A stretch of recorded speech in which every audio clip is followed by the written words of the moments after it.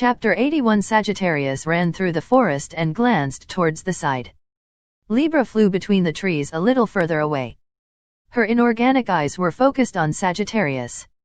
Although both of them were moving at a speed that would normally be impossible for humanoids and magical beasts, they still avoided the trees with their agile movements.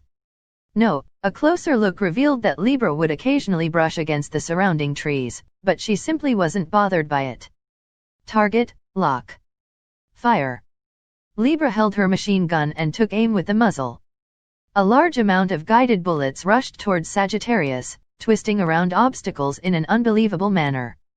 However, Sagittarius generated a storm around himself to deflect the bullets and counterattacked with a magic arrow. But an arrow shot straight at Libra would not reach her. Once more, she blocked the magic using Karkinos as AS.H.I+Eld and then fired lasers from her eyes. When he thought that he had somehow avoided them, the centers of Libra's palms opened and cannons emerged, spewing forth flames. Are you trying to burn down the forest? Sagittarius immediately changed his magic's attribute to water and fired it as an arrow. However, with that opening, Libra detached her arm which shot towards Sagittarius like a flying iron fist. This was commonly known as rocket punch. However, Sagittarius was not only proficient in ranged combat. After all, he was one of the 12 heavenly stars. His basic status alone made him strong enough to handle melee combat. He countered the flying iron fist with his own fist, returning the arm back to Libra. After reattaching her arm, Libra murmured coldly. It seems that your bones have been fractured. Adjusting target's accuracy downwards. You are really hard to deal with. The two of them finally exited the forest and moved onto a rocky mountain. Now their situations were reversed. The present terrain was disadvantageous to Sagittarius. On the other hand, Libra had the advantage since she could fly freely in the sky. In addition, there were no obstacles. But despite this, Sagittarius continued to climb the rocky mountain. His half-horse body sprinted at full speed straight up the rocky mountain. Libra continued to follow, but a barrage of magic arrows were fired to prevent this. She flew in an evasive manner and fired a scattershot in return. However, Sagittarius did not lose out. He agilely avoided the bullets and counterattacked. Arrows and bullets met again and again, but neither of them were hit since their skills rivaled each other. Under these circumstances, it was Sagittarius who showed his trump card first. He pulled his bow to a full draw and magic power began to gather at the tip of his arrow. Once it is fired, it will surely hit. Al-Nassel, is it? Yes. This is unavoidable even for you. In the world of Midgard, there were some fearsome skills that were absolutely accurate. Some of them were released without any way to escape, such as Libra's Brachium. Others ceaselessly sought out their targets until they hit. The S.H.I+NE blow skill of Ruppaz was one of these absolutely accurate skills that were launched with unavoidable speed. But Al-Nassel was not one of them. Once it was fired, it would hit in the next instant. In other words, there was no process between firing and hitting. It could neither be countered nor avoided. It was an attack that did not exist in such a dimension, since firing automatically equated to hitting the target. There was no way for Libra to evade this, except to stop it before it was fired. Of course, the absolutely accurate arrow could not be blocked by Libra even if she used Karkinos as AS.H.I+Eld. Even if she took cover behind him, it would be impossible for Karkinos to take the hit in her stead. However, Libra judged this to be a good opportunity. I see. The moment of attack is my greatest opportunity. In response to Sagittarius' imminent attack, Libra dumped Karkinos and transformed her right arm. She intended to match her attack to his and fire at the same time. Even for a master like Sagittarius, he would be vulnerable when unleashed H.I+NG his ultimate skill. Since she could not avoid his attack anyway, she resolved herself to use her skill to attack as well. Both of them stared at each other without blinking and waited for the moment to attack. Al-Nassel. The right scale, Zubin-el-Janubi. Sagittarius fired a flaming arrow from his bow, then 1/10 of a second later, Libra's right arm shot a flash of light. As soon as the light hit Sagittarius, Libra activated her jet. Al-Nasil's damage would be inflicted right after this, but Libra did not care. She did not know where it would hit. Would it be the torso, the chest, the neck, or the head? No matter where she was. H.I.T. She could endure a single blow. As a golem, she could continue fighting even if she was slightly damaged. In that case, she did not need to worry about the damage. She just needed to continue until she defeated him. But Sagittarius' next move exceeded Libra's prediction. The fired arrow did not hit Libra. Instead, Sagittarius vanished. He did not run away. He did not fly away either. Sagittarius simply vanished in a way that Libra could not detect. Libra was unusually confused in such a situation whereby she could only explain it thus. She suddenly stopped in place to look around and search the surroundings. But she could not detect his shadow, shape, sound, or heat. He was not merely invisible. He was actually not here anymore. In order to determine what happened, she replayed the footage of what she saw in her field of vision earlier. For just a few seconds, she observed what Sagittarius did at the moment he fired the arrow in slow motion. Then she understood. Sagittarius grabbed his arrow after firing it. I've been tricked. To begin with, Sagittarius was not aiming at Libra. He was probably aiming for somewhere very far away, such as a tree located a long distance from here. And he grabbed the absolutely accurate arrow that ignored causality and instantaneously moved to hit the target. This was the first time Libra saw the arrow being used like this. 200 years ago, there were many occasions where Sagittarius used his absolutely accurate arrows, but never in this way. Libra could make predictions based on past data. She was even more accurate and precise than modern computers. On the other hand, she could not predict something that was not in her data. This was her blind spot, a loophole in her thought process. By using his trump card, which was hidden for 200 years, Sagittarius successfully escaped from Libra, who was known to be inescapable once she locked onto her target. It was great to know Sagittarius' trump card, but considering that he had allied with Leon, the failure to capture him here was a severe blow. Sagittarius https://handofvecna.blogspot.com SEI and his companions were walking in single file through the mountain PAS.S of the spiritual peak Knipjorg. A mysterious aura emanated from the place they had just entered, making it worthy of being called the spiritual peak. SEI was expecting a tough climb up the mountain, but this mountain was different. There were caves here and there, so one could climb up the mountain gradually by PAS.sing through these caves. It is like the dungeons in RPGs, SEI thought inappropriately in regards to their situation. There were crystals on the ceiling, floor, and walls, emitting a violet glow. Cruz, who was in charge of the rear support, looked at them in astonishment. Amazing, these are all mana crystals. There is so much materialized mana here, how much will it be worth if we just bring them back to sell? Do they sell for a lot of money? Yes. Materialized mana is one of the best materials for alchemy. It also serves as a catalyst for arcane magic. If one is placed on the tip of a staff, it will assist in the use of arcane magic. Honestly, if this was not the spiritual peak, I would want to bring them all home right away. Apparently, this seemed like a treasure trove to a magic user like Cruz. He seemed to be really excited and kept glancing at the crystals.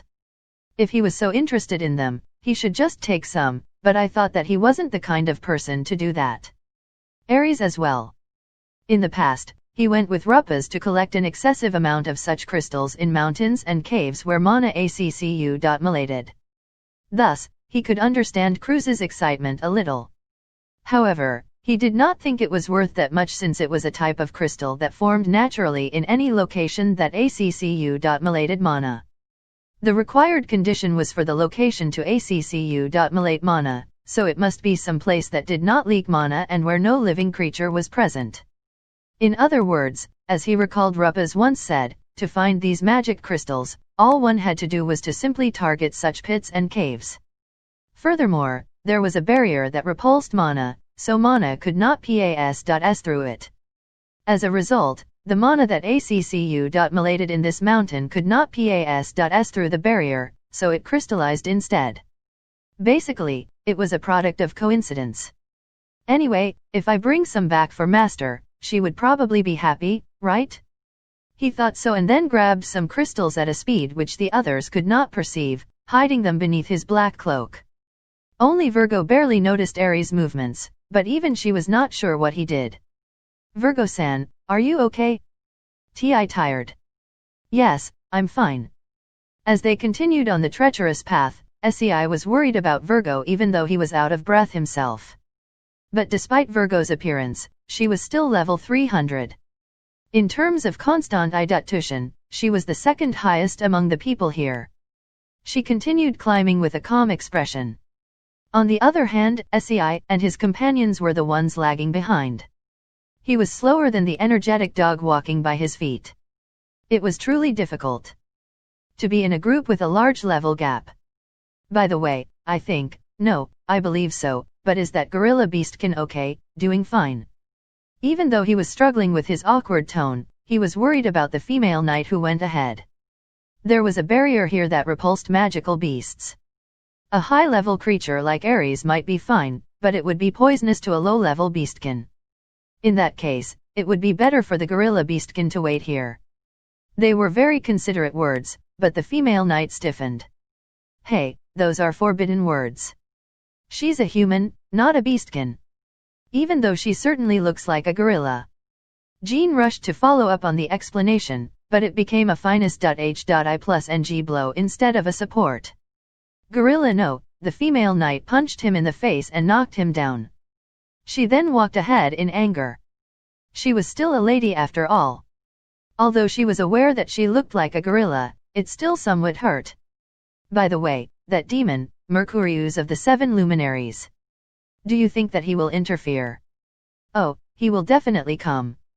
He can't ignore the elixir.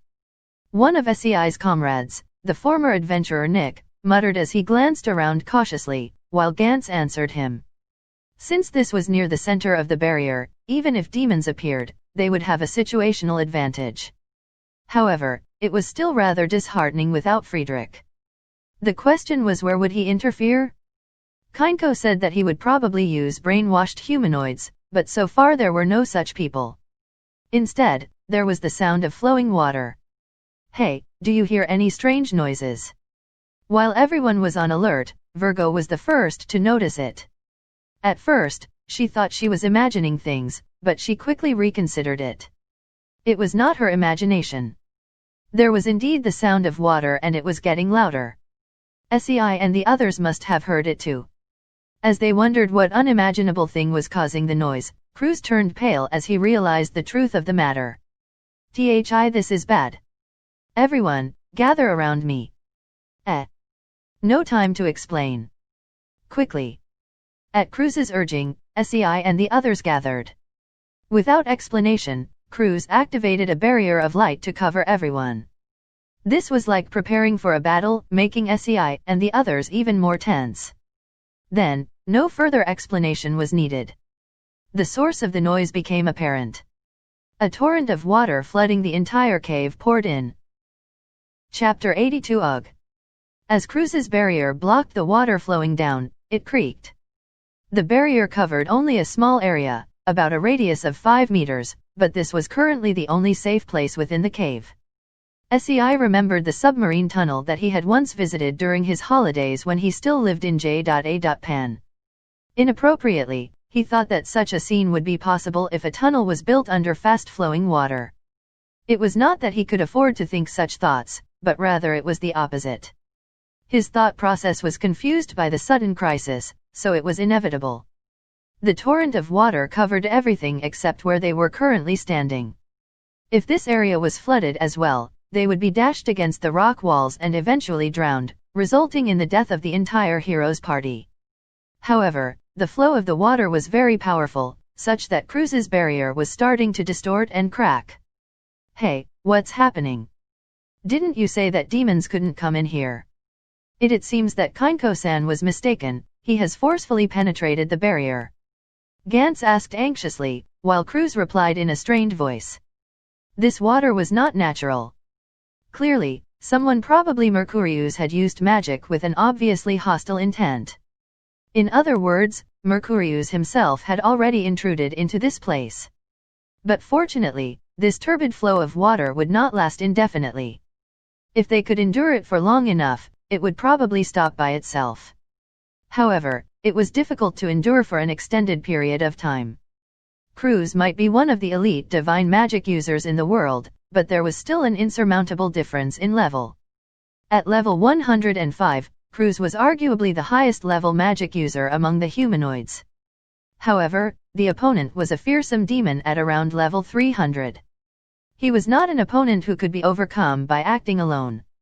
Eventually, Cruz's barrier broke, but at the same time, Virgo raised her hand. Vindemiatrix. At Virgo's declaration, the turbid flow of water vanished. This was an advanced skill that dispersed the mana of a specified area. Since it could disperse mana, it was effective against all forms of arcane magic. It could even deal incurable damage to beings that maintained their bodies using mana. Not realizing that Cruz was staring at her blankly, Virgo erased all of the turbid water. Just now, impossible. The mana was unquestionably erased. That technique is believed to be the world's administrative power belonging only to the G.O.Dis and those acknowledged by her. Vir Virgo-san, who exactly are you? Virgo widened her eyes as she listened to Cruz's words about unfamiliar topics. Virgo had neither awareness nor knowledge concerning the power of the G.O.Dis. What she just used was a skill that she had learned for self-defense when she was young. Her grandmother had told her, this would be instant death for a demon. Although it might be a bit excessive for self-defense, Virgo regarded that skill only as something of such magnitude. However, the reality was actually different. There were a very limited number of people who could use that skill. At least, it was not something that was pervasive among the humanoids. This was only natural.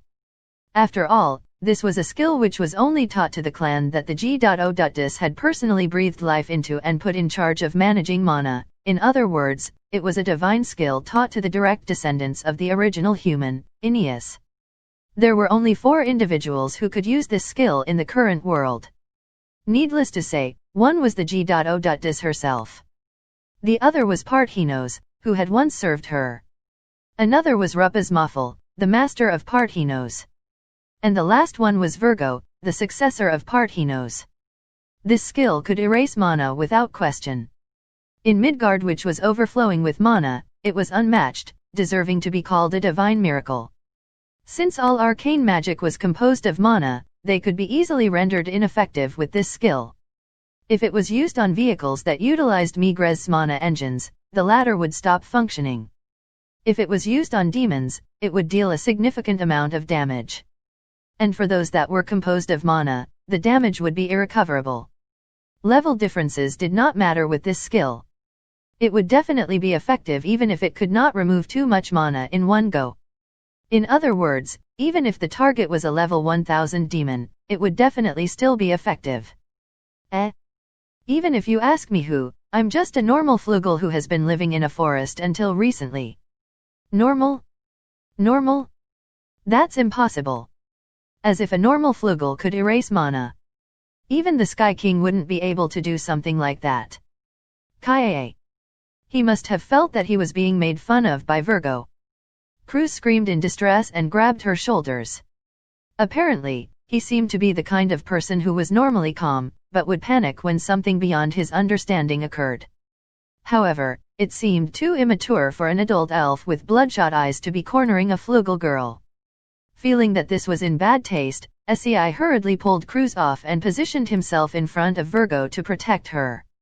What are you doing, Cruz-san? Now is not the time for such things. We don't know when the next attack will come. But there's no but. What we need to do now is to decide whether to stop the person who is using this magic or to leave this mountain. Indeed, now was not the time to be questioning one's allies. The original plan had fallen apart, along with its premise. They came here on the premise that the 7 luminaries would not personally come to this mountain, yet Mercurius had beaten them to it. In other words, even if they somehow survived the first attack, it would not be strange if the second attack came soon. Therefore, they had to choose either to withdraw for now or to proceed despite the danger. The boy is right. Advance or retreat? We must decide quickly. I agree with Old Man Gans. Let's advance. No, I think we should withdraw. In the current situation, the enemy can continuously attack us with magic without showing up. If we keep taking such attacks, we will be wiped out. Gans and Jean, who were experienced travelers in this party, agreed with SEI. As a mercenary and an adventurer respectively, they were used to such situations. However, their opinions differed. Jean wanted to advance, while Gans recommended withdrawing. I think Gans is right. We should withdraw. I think we should advance. If we retreat now, the elixir will be taken. Even the two adventurers with a weak sense of presence, Nick and Shu, had opposing opinions. It would be dangerous to proceed on, but if they retreated, the elixir would very likely be lost. In that case, even if they survived this place, this country would fall after losing its guardian dragon. However, it was simply too dangerous to proceed. Thus, both arguments reached a stalemate and the conversation was in vain. I'm fine with either way. Ares gave a vague response, but this was in fact the case since there was no problem for him either way. If the opponent was the 7 luminaries, proceeding would not be a problem. However, the guardian dragon was an existence that did not matter to Ares. If this country fell because they lost the elixir, it would merely be the loss of a country founded by the hateful 7 heroes. It might even be a desirable thing. I think it's okay to proceed. I think we should retreat, we are divided again. I'm bad at thinking. I will just follow whatever everyone decided. Virgo and the female knight had opposing opinions, so things were divided evenly again. Ricardo had no intention to take a side, while Cruz was useless at the moment. As a result, the decision was entrusted to the last remaining person. Everyone cast their gazes towards the hero. SEI broke out in sweat from the pressure of responsibility, but he still spoke his mind in a clear tone. Let's advance. I think the reason he was making these long-range attacks without showing himself was in order to make us feel threatened and leave. Even if he forcefully penetrated the anti-mana barrier, he should still be affected to some degree. Perhaps, fighting here would be disadvantageous to him. Earlier, Cruzan was able to defend against the attack most likely due to us being in this mountain. If the attack happened outside, the barrier would have been broken through right away. That's true. You can think of it that way. Therefore, I think we should move forward. He should be the one who is struggling right now. Unexpectedly impressed by SEI's assessment of the situation, several people gasped softly. His power may still be undeveloped, but his ability to assess situations was quite good. Ares raised his evaluation of SEI slightly and was reminded of his master's adventuring days. Everyone, get your recovery items. Let's go. Wait, Rupas. There's a trap, don't worry. I've already triggered the traps. She was hopeless. Ignoring Migres's warning, she stepped into the trap.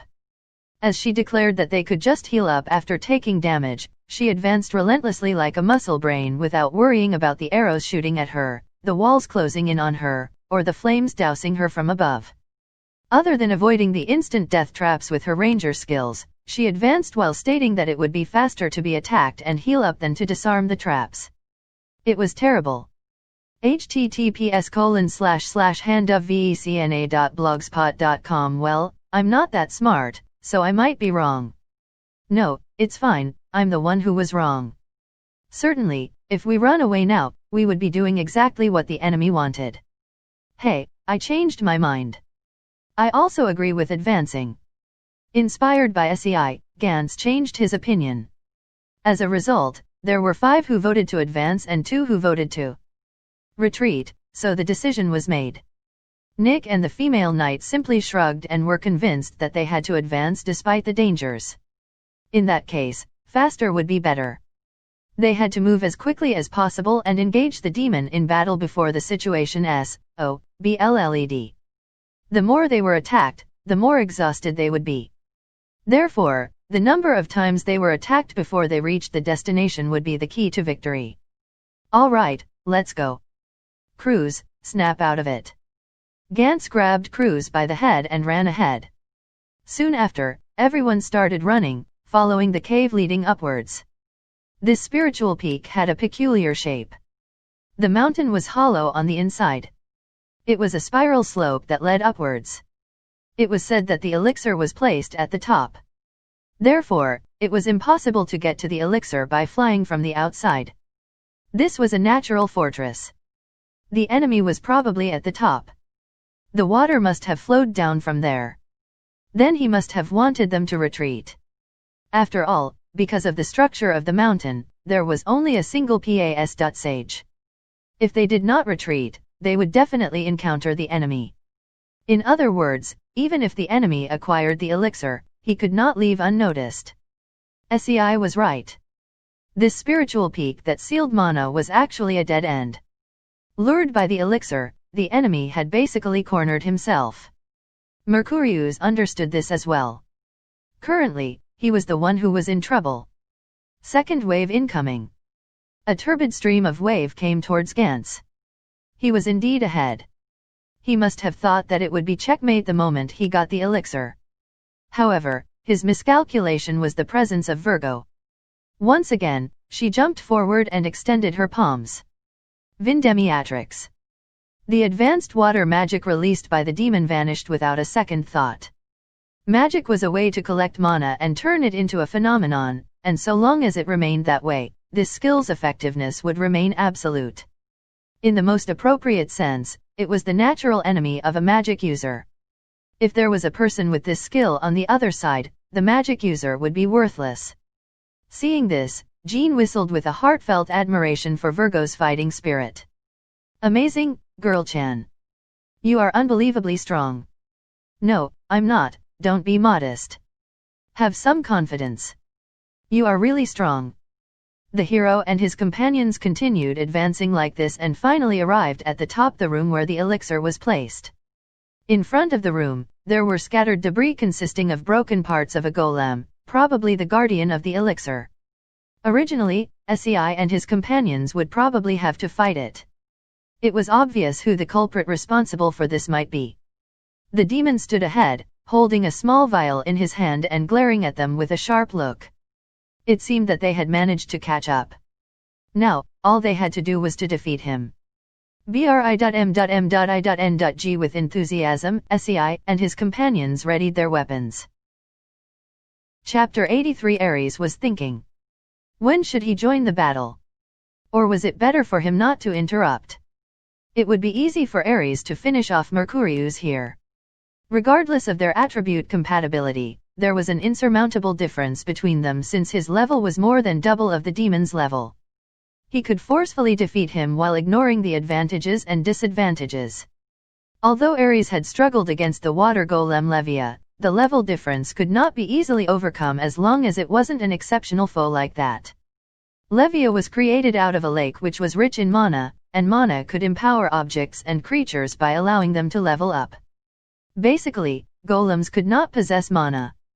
Even if its raw materials were created by magic, it would eventually revert back to mana.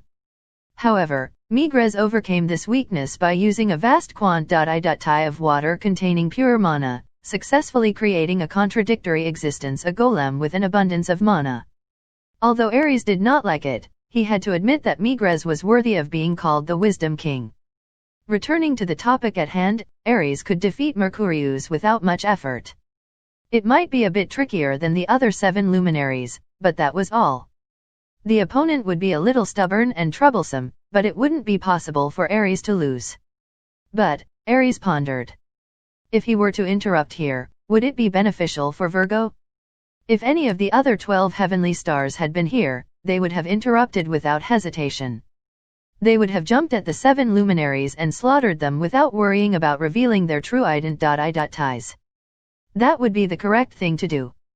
If Virgo and the 7 luminaries were on equal footing, it was not guaranteed that she would come out victorious. In that case, it would be better to not risk it and quickly finish it themselves. It was the correct option to take. However, Ares could empathize with Virgo's feelings. Ares was different from the other 12 heavenly stars. All of them were strong to begin with. Libra was the strongest golem. Agacaros was the devil king of the underworld. Karkinos was the top among the crustacean monsters of the seaside, while Scorpius was the empress of scorpions. Parthinos was the leader of the tribe which served the G.O.Dis. The rest of the 12 heavenly stars were all just as exceptional, including the queen of the fairies, the son of the G.O.Dis, and the strongest magical beast. The 12 heavenly stars, with the exception of Ares, was a group consisting of the strongest individuals from different regions. Every one of them were considered legendary and fearful existences in their own regions of residence. If they were not already following Rupas, they might have been competing with each other for dominance. The strongest members of different races from different regions came together to form the 12 heavenly stars. However, Ares was different. He was simply lucky. Because he was the first to be captured, Rupas was attached to him, seeing him as a weak monster that needed to be strengthened. Originally, he was not someone who could even begin to stand shoulder to shoulder with the rest. No, he was the weakest magical beast that could not even compare with ordinary magical beasts. This was Ares. Therefore, only Ares understood Virgo's feelings, the heart of the weak. The current Virgo was like him in the past, surrounded by the strong. He could not be confident of himself and was overcome by an unbearable sense of inferiority. Why am I here? Am I really needed? Shouldn't I give this position to someone else? Overwhelmed by such thoughts, he could not understand the value of his own existence. It was unclear if Virgo had the same troubles as Ares had in the past, but it was likely for her to have such thoughts to some extent. Therefore, Ares decided to leave things be. This was because it was very mortifying for the party that was receiving help. Even though it was a battle that could have been won, the other 12 heavenly stars would interfere when it became even slightly dangerous. It was not just once or twice that he was told to stay back because he was weak. And then he would think, oh, why am I so weak? The regret, pity, and misery would result in sleepless nights. Ares knew that feeling. The other 12 heavenly stars never understood such things because they were strong without exception. This was why Ares suppressed his urge to bash the 7 luminaries. Not yet, it wasn't the time to act yet. If he took action now, he would be saying to Virgo, you can't win, so just leave it to me. In that case, nothing would change and Virgo would never have confidence in herself. So for now, he should just watch. Who are you? Me. There's N.O.body else except you. Mercurius asked without hiding the hostility in his eyes. Virgo, subjected to the query, was puzzled. Who are you? It was hard to answer such a question. Although she was one of the 12 heavenly stars, she merely succeeded her grandmother. She did not think that she had such power. However, the man from the 7 luminaries was somehow cautious. He quickly drew a seal and told Virgo in a low voice. No, it doesn't matter who you are, a person who can use that skill must not be left alive. Here, I will do my best to get rid of you. Mercurius declared and shot compressed water bullets from his palm. It was water, nothing but water. However, a compressed high-speed jet of water could even shatter rocks. As he made his attack, everyone spread out and the water bullets easily destroyed the rocks behind them. If humans were hit by that, they would not come out unscathed. Oh. The first to the front line was Gans. He swung a large battle axe, one of the treasures of the Blackwinged which he received from the king prior to their departure. There were no special effects. It was just a strong, heavy axe, but it fitted just right in Gans' hands. Compared to the axes which he had been making do with up until now, it had tremendous power. The destructive blow cut Mercurius in two and crashed into the ground, creating a cloud of dust. But even with such an attack, Mercurius did not change his expression. It's useless. Such an attack won't work on me. Oh, that's true. But it will still take some time to restore your body. The attack was ineffective, dealing no damage. That was true, but so what? Gans swung his axe with a ferocious smile and shredded Mercurius. He wasn't trying to damage Mercurius to begin with. Based on the information provided by Kinko, he already knew that physical attacks would be ineffective. In that case, the deciding factor would be none other than magic. As such, he understood that his role would be to engage and occupy the enemy. The pieces of Mercurius' body started to swell and tentacles of water shot towards Gantz. The tips were sharp and pointed, obviously capable of penetrating shabby armor. However, Gantz smiled widely like a beast. Instead of dodging, he increased the power of his A.S.salts. As a result, all of the tentacles stabbed at Gantz, but all of them got stuck in his flesh. Gantz's well-trained muscles had stopped the tentacles. Your attacks are lukewarm. Gantz swung his axe again, slicing up Mercurius. Mercurius' attacks would normally have penetrated Gantz's muscles, therefore he must have been weakened. Although it was not at the point of being able to call it easy, it had certainly been weakened to the extent where even Gantz's defenses were enough to protect against it. But he was still one of the 7 luminaries. He still would not lose to physical attacks. Mercurius changed his arm into a whip and sent Gantz flying. But he was replaced as the adventurers Jean and Nick charged forward. Let's go, Nick. Don't give him time to use magic. I know. They were originally members of the same adventuring party, so there was no fault in their coordination. Although they were deemed too weak and unnecessary by Ruppas, they were in fact veterans among the adventurers of this world. Jean's sword and Nick's dagger sliced into Mercurius ceaselessly, giving him no opportunity to use magic. From behind, Shu's arrows provided support fire without ceasing, aiming for Mercurius' fingers so that he could not draw the seal necessary for magic. They were not aiming to win. This time, their job was not to win. Buying the time for their allies to win, this was the job of the vanguards.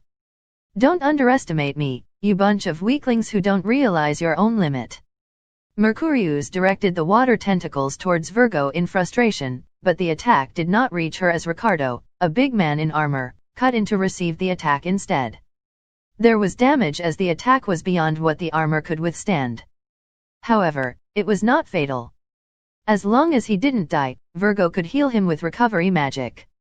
And it was amazingly fast. Gantz had already been healed, and even though Ricardo had just received damage, he was almost already fully recovered. Annoying. Mercurius yelled and struck Jean's solar plexus. With just one blow, his ribs were broken and Jean's mouth was filled with fresh blood. He then kicked Nick and disengaged the 2 adventurers. At the same time, he activated a spell that required no action.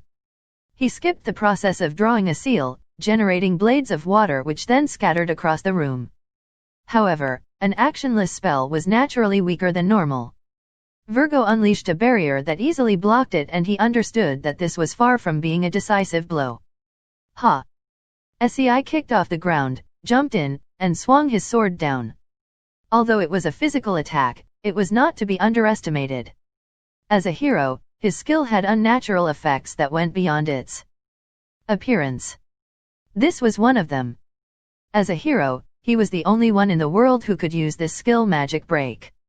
Its effect was not to reduce the opponent's HP, but to reduce his SP. It could disperse mana, even if it was only a little. In other words, even though it was a physical attack, it was still effective against the demon. However, Mercurius would not just stay still and take the beating. He instantly hardened his body, transforming it from water into ice. Then, he stopped the attack with his hardened arm and counterattacked by kicking him in the jaw. Ugh! Sei was sent flying off in an arc. Immediately after that, a blade of light came flying over. That was SLA's.H.I plus NG light emitted from Virgo's sword. Although Mercurius somehow avoided it, Virgo herself closed the distance by flying in low.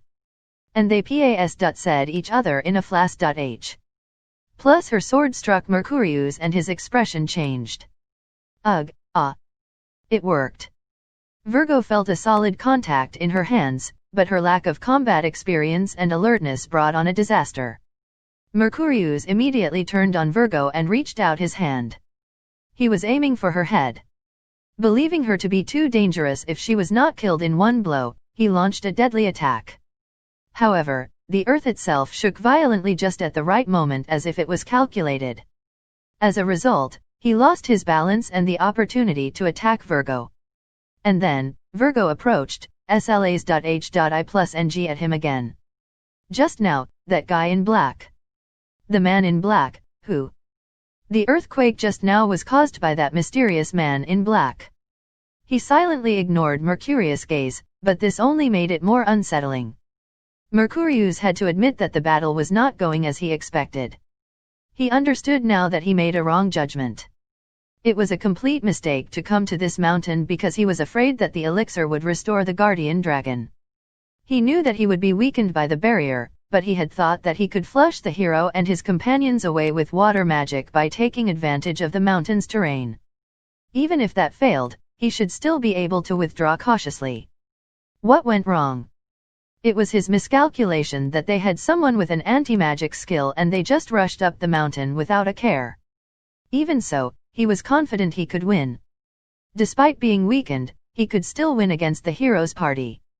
But, that girl named Virgo, she was too annoying. She could heal whatever damage he inflicted and she would slash at him immediately when given the opportunity. Defeat, this word flashed across his mind in a realistic manner. No. I won't lose. Mercurius steeled himself and turned his body into a blade to attack the hero and his party. Yes, he could not afford to lose. Even if his body was merely a puppet of the G.O.Dis, could he admit that it existed only to be defeated? No, it's fine if it was just him, if it was fate, he could calmly accept it. But we demons may be dolls, but there are things even a doll wants to protect. In his mind, there was the smile of a familiar girl who bore the name of the moon. And she would never turn to him, yet she was a priceless treasure to him. Chapter 84. As Mercurius was being cornered, he remembered something that had happened before he came to this country. The demons were dancing to a tune. Mercurius always thought so. Originating from somewhere, they were hostile to the humanoids for no reason. That was what the demons were.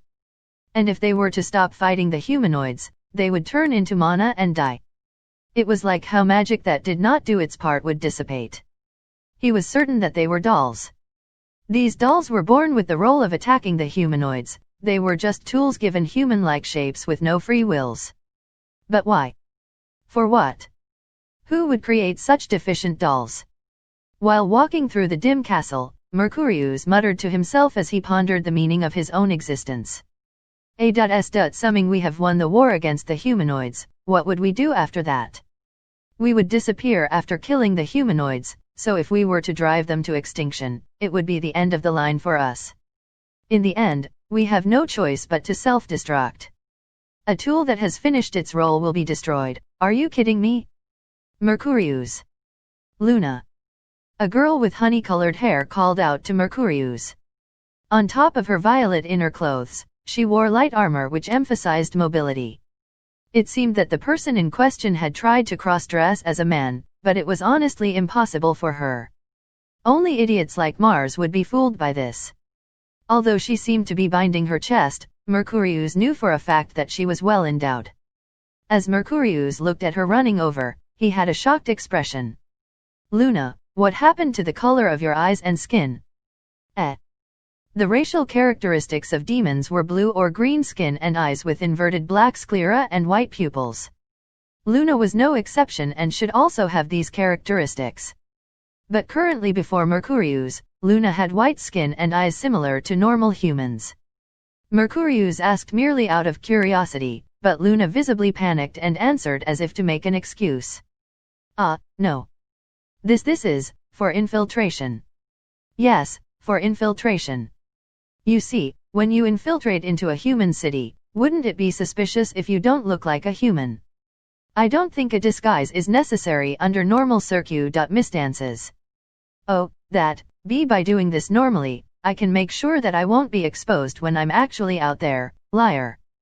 Internally, Mercurius called out her childish excuse. A disguise would be needed when going to a human city. He understood that. This was what Jupiter did as well. Mars was the only fool who would venture close to a human city without a disguise. However, it made no sense to always maintain a human disguise, since it was possible to be mistaken as a human and attacked by fellow demons. Well, since she was one of the 7 luminaries, there shouldn't be any disrespectful demons who would attack her.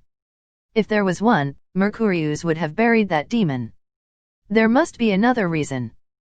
Probably, she was conscious of Terra, who did not look like a demon. In order to get closer to him, she changed her appearance to match his. Mercurius pushed down the jealousy surging inside him and forced his stiff facial muscles into a smile. It looks good on you. I don't like humans, but their skin color isn't bad. Oh, is it? That makes me happy. By the way, what do you want? Surely you did not come here just to show me this. He raised a question to Luna while thinking deep in his heart how happy he would have been if that was the case. Ah, Luna cried as she remembered the reason she called out to Mercurius. Oh, right. Terra-sama is summoning the 7 luminaries. Saturnus is already in the conference room. Terra-sama, I understand. I'll be right there. We'll be waiting. Looking at the back of Luna, who left first, Mercurius let out a small sigh. That ended quickly. He did not like it one bit. She did not have eyes for him and was always thinking of someone else. Romantic rival, that would be wrong. He was not even a rival since the matter was settled from the beginning. He knew that he was just reaping what he sowed. Since he was introverted and not eloquent, he could not say it out loud. He could not show the other person the unrequited love that he felt. If he behaved in an obvious manner like Luna, the other person would probably figure it out, but it was impossible for him. He always acted cool to hide his true feelings. Explode already. Just Terra-sama alone though. With soft yet disrespectful words, Mercurius headed for the conference room. When he opened the door, there was a heptagonal table which symbolized the 7 attributes. There were already people at the seats of Moon and Earth. However, the seats for fire, wood, sun, and metal were empty. It couldn't be helped. Mars and Jupiter had died, while Venus had betrayed them. The one who governed the sun, the man who was supposed to be their leader, a demon by the name of Sol, was excluded from the conference because he was being suspected of having been brainwashed by Venus. Mercurius took the seat of water and looked at Terra, who remained unseated as the superior of the 7 luminaries. There are fewer of us now. The woman at the seat of Earth, Saturnus of Earth, said while resting her chin on her arm. The relations among the 7 luminaries were not good. They were an uncooperative group which would kick each other down if given the chance.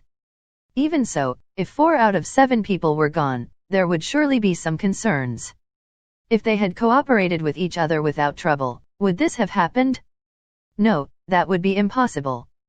Thinking about it now, the reason for this was because the bomb, Venus, had already infiltrated into their midst. Is everyone here? Terra glanced at everyone, making sure that everyone was here. That being said, there were only 3 people. Some of you may already know, but Venus has betrayed and left us. No, perhaps she was originally on the other side to begin with. We have been dancing to the tune until now, losing so much in vain.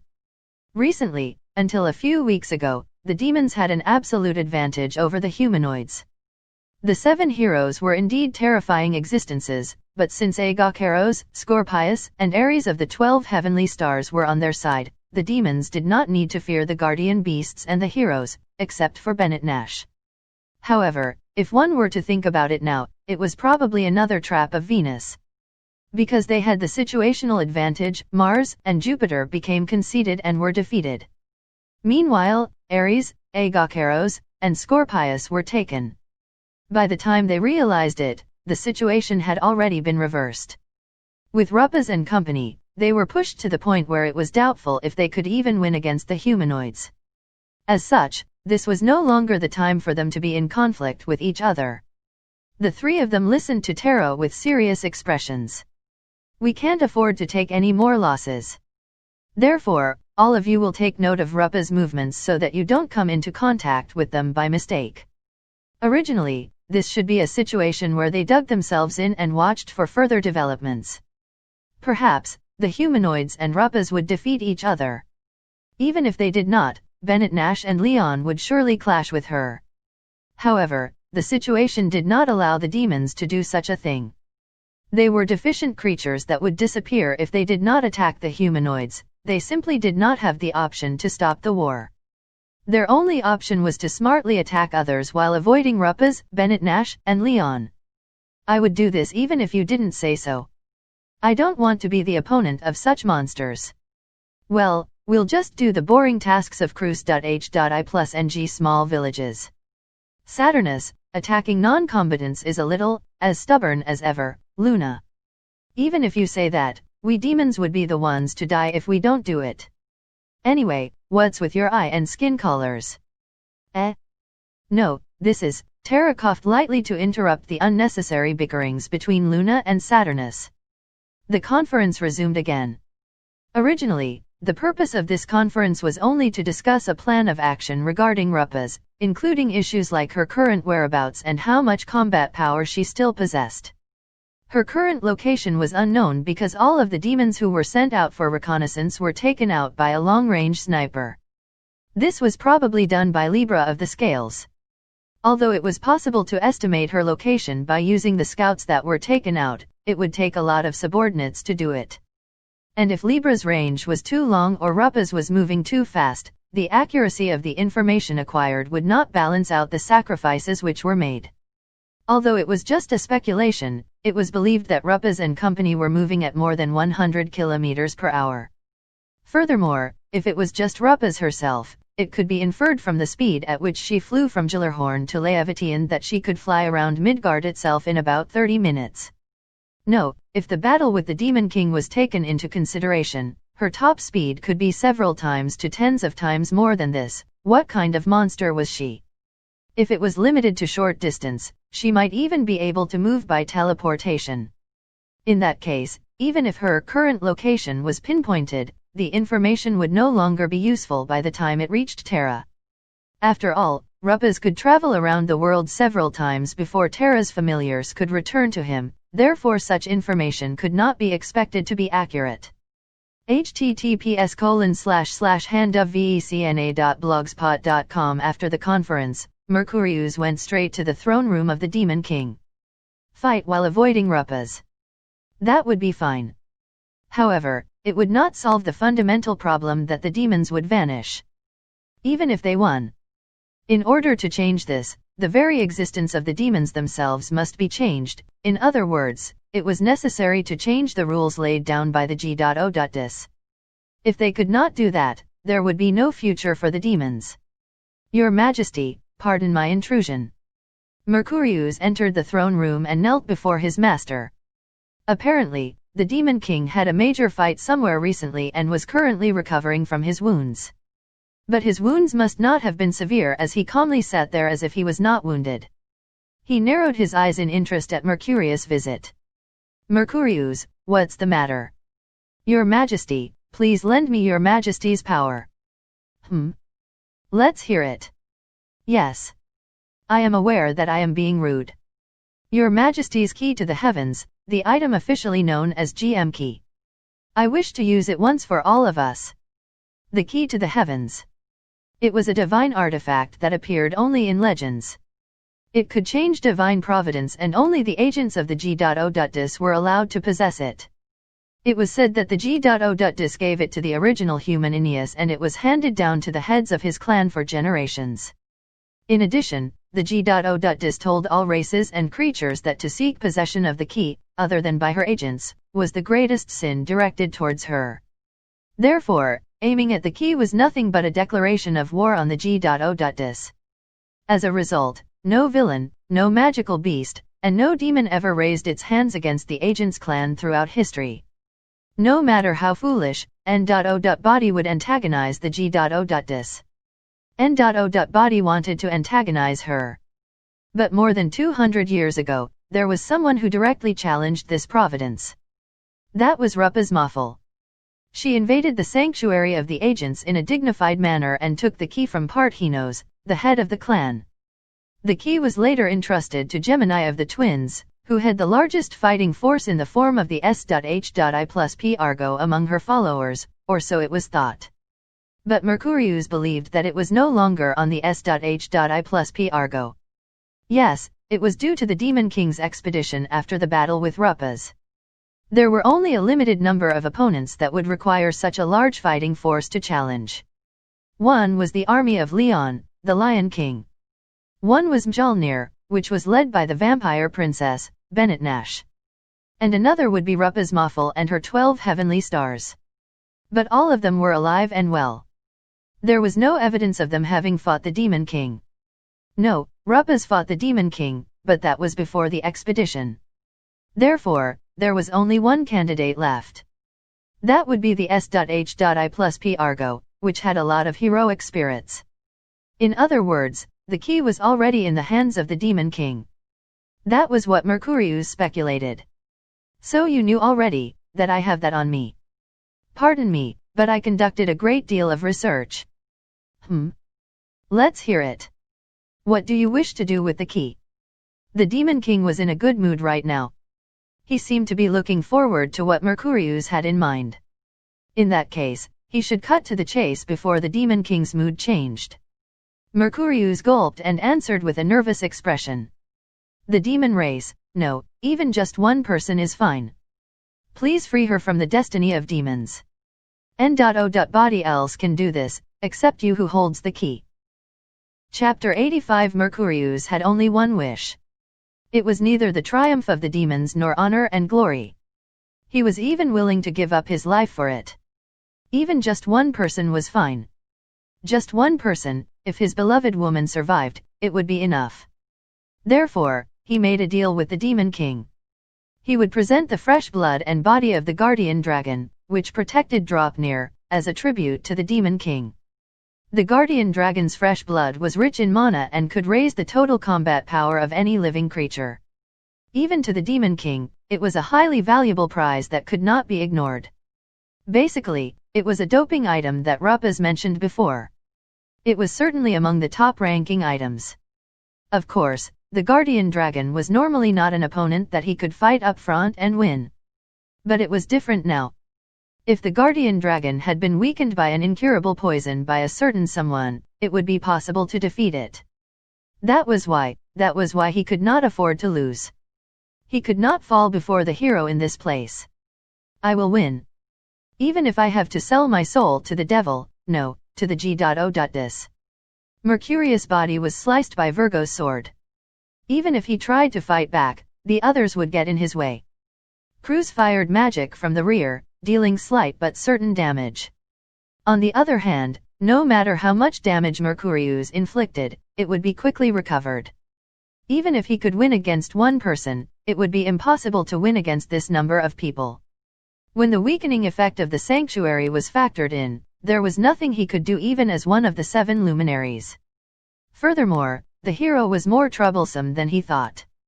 Originally, the hero CLA.S.S was a hidden CLA.S.S that could be unlocked only by mastering the 3 warrior CLA.S.SES and the sword master CLA.S.S. Even during the Age of Heroes 200 years ago, only Aelioth alone could reach this pinnacle of swordsman's H.I+P. Yet the hero had this CLA.S.S right from the beginning. How absurd! His level and combat power were not balanced. Observing eye revealed that his level was below 40, yet his power was already comparable to the mercenary Gantz. He could not win this. Even as one of the 7 luminaries, he could not turn the tides. As such, he made a prayer to someone he should not have, and when he did, a certain answer came to the prayer in his heart. Weak doll, do you seek power? A voice resounded so loud in his ears that he thought his heart was going to explode. It was the voice of someone with an enormous presence. For a moment in his mind, he saw the illusion of a beautiful woman with an otherworldly presence and ocean blue hair. He had seen a similar appearance somewhere. It was his former colleague Venus, but her power was nothing compared to this. And then he understood. Ah, it's her. This was their creator, no, caster. Humph. Is my struggle just a puppet show to you? Well, fine. I'll be the doll then. I'll play the supporting role in your bad comedy. Therefore, G.O.Dis. Give me power. Give me power so that I won't lose to anyone.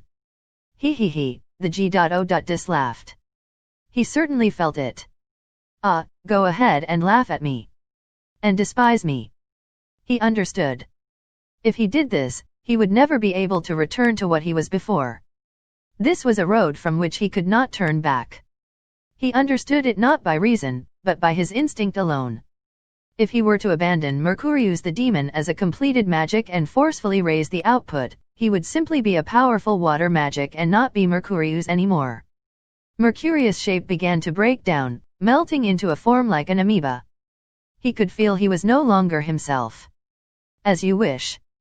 A tremendous amount of divine power surged from Mercurius' body. The expressions of everyone stiffened when they saw the sacred radiance which should be impossible for a demon to emit. Their thought processes could not keep up with this sudden, abnormal development. Yet the change was undeniable. Mercurius lost his human shape, melting and spreading out like goo. Furthermore, it had clearly increased in volume, engulfing the hero and his comrades like an avalanche. Virgo and Cruz deployed AS.H.I plus Eld at the last moment, but it would not endure for long. Tisk. Ares removed his black robe and jumped in front of them. With his fist ablaze, a single blow was struck. With an arm strength that could shatter the earth despite its appearance, he sent Mercurius flying. Although he was sent flying, it was not really effective. It was evaporating, but its expansion simply covered the portion that was lost. That, who? SEI was puzzled by the sudden appearance of Ares, but there was no time for explanation. Ares immediately judged that this narrow battlefield was a disadvantage and shot a flaming bullet to melt the wall and create a large hole. He grabbed Virgo and jumped out of the hole without waiting for her response.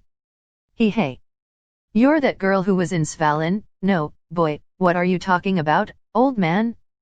Anyway, I don't really know what's going on, but we are going to run away. It's bad if we stay here. Gantz was stunned to see him. Although he had met Ares once, he knew nothing about him. All he knew was that the young girl was obviously a different person from the black-robed guy who had aided in the hunting festival. As everyone escaped through the hole opened by Ares, SEI noticed something as he ran. He picked up the small bottle that had fallen onto the ground and then jumped out of the large hole. The cave behind him was already filled with water. It was as if the entire spiritual peak was about to be covered. Sliding down the mountain slope with superhuman ability, SEI and his comrades regrouped with Kainko, who hurriedly ran over. Everyone. What's happening? I don't know. Mercurius suddenly transformed. Oh, is that Mercurius? Cruz, who had not recovered from the confusion, answered Kainko in a crude tone. That said, Cruz himself did not know what was happening. It was unprecedented that the 7 luminaries could transform. Mercurius, who no longer looked like himself, cried out as his volume increased, creating more and more water. If this continued, it wouldn't just affect the spiritual peak. The entire Draupnir would be flooded. Hey, Cruz. What should we do about that? My axe probably won't be effective. It would be impossible to resolve this with magic. Please don't ask me. Gantz glanced at Cruz with unfocused eyes as he asked him, but he didn't really think that the latter would have a solution. And as expected, Cruz replied with impossible and everyone sank into silence. In the end, everyone had the same opinion. In other words, there was nothing they could do about it. Such a thing could not be defeated by mere humanoids. Sagittarius https://handofvecna.blogspot.com WA Wait, Ares-san. Where are we going? For the time being, we'll regroup with Rapasama and the others. While carrying Virgo, Ares jumped onto trees and rocks to distance themselves from Mercurius. At the very least, Mercurius was not an enemy that Ares would lose against. However, he was rather troublesome to deal with. Furthermore, it was bothersome to fight while protecting Virgo. It was not impossible that an accident could happen. In that case, he would prioritize the mission given by Rupas and ensure Virgo's safety. He really wanted Virgo to win and be confident of herself, but it was a different story when her life was threatened. This was the scenario where he should regroup with Rupas and ensure Virgo's safety. Regroup, but what about those people over there? Well, they'll just have to put effort into running. No, I guess it's impossible. The water is rising faster than they can run. Then isn't that no good? Ares did not care much about those strangers. Honestly, it did not even matter to Ares if this country survived or not. He had a gentle personality and was one of the 12 heavenly stars who could be negotiated with. But his actions were based on certain priorities. First was Rupas, second was Rupas, third and fourth were also Rupas, and only from the fifth and beyond were there other things. Moreover, for these other things, 80% of them were personal relations. H.I plus PS. He honestly had little concern for impersonal things. After all, he was a sheep. The herd was always the top priority. If the herd leader made a mistake, Ares would follow and make that same mistake. In other words, he was indifferent to things that had nothing to do with him. But once he made up his mind to follow someone, he would even follow them into Hell. Everyone is still there. We have to help them somehow. You mean help them evacuate? But it's rather troublesome to deal with this amount of water. But Ares-san can do it, right? Well, it's possible. Then, please. If it was for a personal relation, Ares would fight with his life on the line. But fighting for strangers was nothing but a loss to him. Moreover, the hero was an enemy of Rupas. Why should he fight in vain to help an enemy? This was the question at the bottom of Ares' heart. But if he left it like this, it would leave a wound in Virgo's heart. Ares thought for a while and decided to prioritize Virgo's mental stability. Based on the fights he had witnessed so far, the hero could be burned and killed at any time. If the latter openly expressed hostility, Ares could burn him to cinders when Virgo wasn't looking. I understand, we're going back. Ares kicked the tree and turned around, going towards the spiritual peak. He dropped Virgo just outside of the water's range. Virgo, run away with them. In the meantime, I'll play with that guy. I understand. After letting go of Virgo, Ares kicked off the ground and ran faster than before. After sufficient acceleration, his entire body was engulfed in flames. He pierced through Mercurius and the spiritual peak, emerging from the other side. He then made another A.S. Salt, penetrating Mercurius once again and evaporating part of the water. However, the water expanded from the side that had evaporated. If this continued, there would be no end to it. Apparently, as soon as Mercurius was H.I.T., he converted the surrounding mana into water and added it to his body. As such, no matter how much water Ares evaporated, it would be meaningless unless the mana was dispersed. Well, let's try a few things before giving up. Ares began another A.S. Salt, this time raising his fists to the sky. The resulting shockwave created a sudden gust of wind. Like a tornado, it drew Mercurius up into the air. Ares leaped after him, delivering dozens of flaming kicks per second. Using trees and rocks as platforms, he kicked, smashed, and pierced Mercurius at a speed faster than the latter could fall. When seen from the side, one would only see rainbow-colored, flaming bullets shooting endlessly at a giant water monster. He evaded the attacking water tentacles and accelerated with the flames from his hands as if they were vernier thrusters.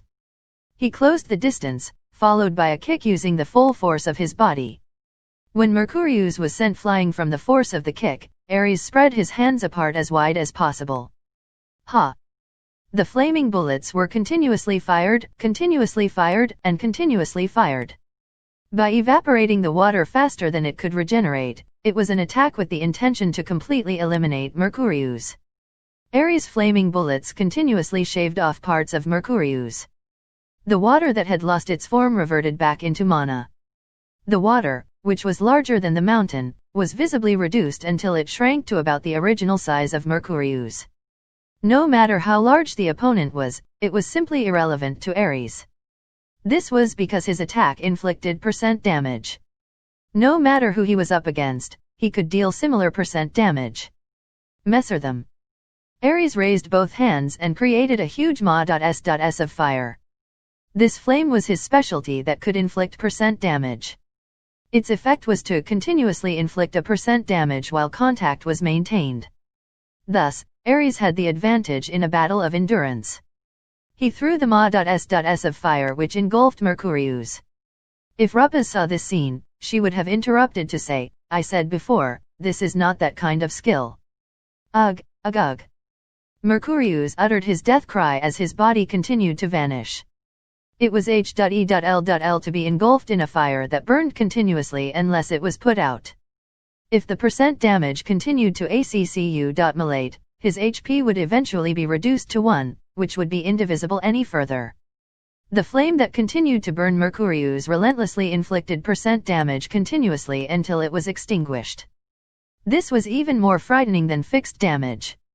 Eventually, Mercurius was reduced to just a small droplet of water and his HP had certainly became 1 even without confirming it. Finally, Ares shot a small flaming bullet to evaporate the remaining water, completely eliminating Mercurius. Normally, this would have been the end. There was no reason for it to exist after being completely incinerated. Sigh, I knew it was going to be like this. However, the current Mercurius was not normal. Seeing the surrounding mana turn into water again, Ares scratched his cheek in annoyance.